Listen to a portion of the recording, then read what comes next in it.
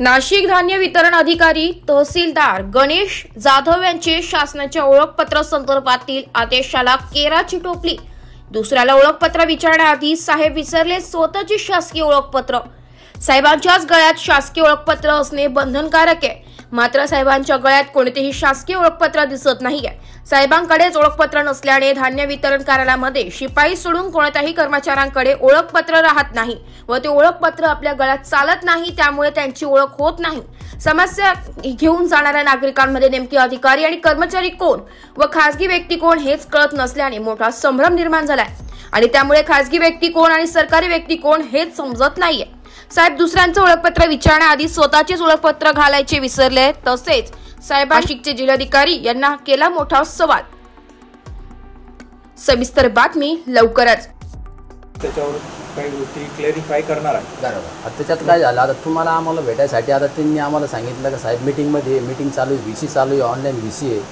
आज आम्हाला सांगण्यात आलं, आता आम्ही त्यांना माहित नाही पत्रकार आहे म्हणून, पण ठीक आहे चला आम्ही आलो। ओळखपत्र नाही का तुमच्याकडे? आहे ना, ओळखपत्र आहे आमच्याकडे, ओळखपत्र लावायला पाहिजे। पण ते सर्वसामान्यांना तुम्हाला भेटायचं असलं तर शासकीय कर्मचारी ओळखपत्र नाही, आमचं डायरेक्ट ओळखपत्र आम्ही दाखवू शकतो। पण आता इथं जे शासकीय कर्मचारी आहे त्यांच्याकडे आहे का ओळखपत्र? आहेत ना ओळखपत्र, पण त्यांनी लावलेले आहेत का? आम्ही सांगतो ना लावायचं। नाही तुमची VC चालू नाही, तर आम्हाला आता आतमध्ये आल्यानंतर माहित पडलं की तुमची VC चालू नाही। तुम्ही सांगितलं एक लक्षात घ्या, VC चालू आहे की नाही हा एक वेगळा भाग झाला, पण आम्ही भेटण्यासाठी स्पेसिफिक टाइम नोट करून दिला लोकांना, 11 ते 2 ची लोकांसाठी अवेलेबल असतो। पण ते आता आम्हाला यायच्या पूर्ण वेळ जर लोकांना भेटायला दिला तर मी तपासायचं कधी, सही कधी करायची? हे अध्यक्ष संघाचे अध्यक्ष मान्य आहे ना, तर तुम्ही काम कधी करायचं? त्यांनी असं म्हणलं असतं ना आपल्याला कामात आहे सर, तरी आम्ही म्हणलं असं ठीक आहे बाबा, ते VC चालू आहे। शिपाई आहे यार, त्याला किती ज्ञान असणार आहे? त्याचं नॉलेज तेवढ्या पुरतच आहे। त्यांनी हे सांगा भाई साहेब बिझी आहे, काही सांगा VC चालू, त्याला काय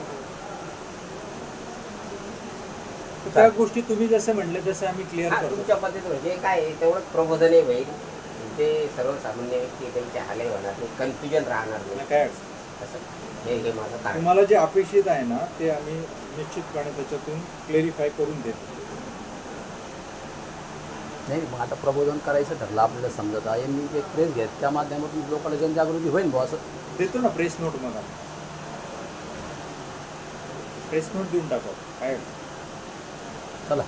आणि ही जर बी काय बस चला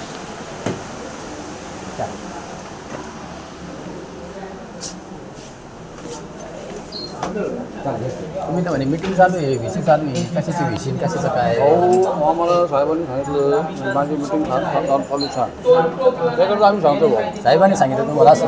हां साहेब तर म्हणतात मला, त्याला मी सांगितलंच नाही म्हणे असं। आमचं खोटं बोलणार, त्याच्या भावना विचारा, तेव्हापासून तुम्ही वाटतं मला। चला।